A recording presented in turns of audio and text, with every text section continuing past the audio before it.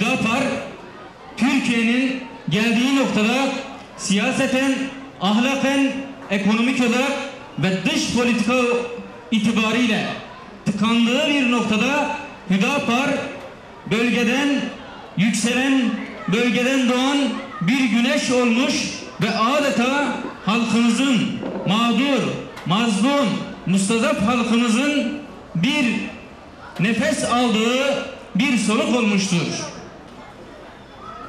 Evet, Hüdapar'ın siyasi anlayış itibariyle en önemli özelliği programına referansın, kaynağın İslam'dır yazmış olmasıdır.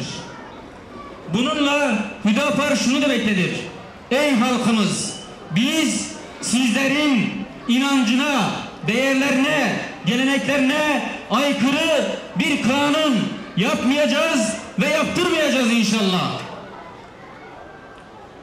Hüdapar bugün kamplaşmanın, kutuplaşmanın, ötekileştirmenin ve düşmanca yapılan bir siyasetin dışında hepinize takdir edeceğiniz üzere yapıcı ve müsbet bir siyasi anlayış ortaya koymaktadır.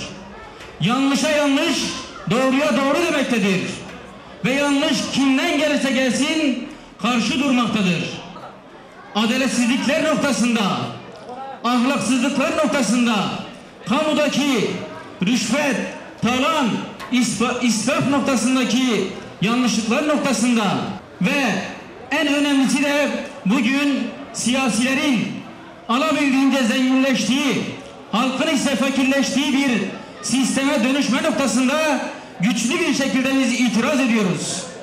Biz diyoruz ki siyaset halk için yapılır. Siyaset memleketin menfaati için yapılır. Yoksa birilerinin cebini doldurduğu, halkın fakirleştiği bir anlayışta siyaseti asla kabul etmiyoruz.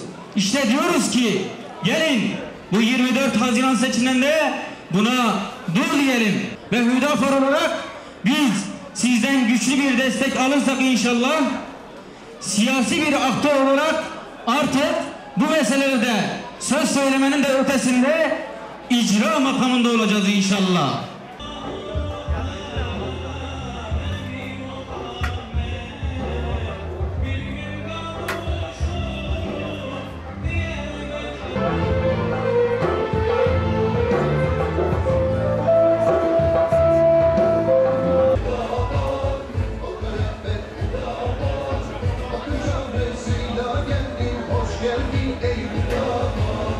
Evinde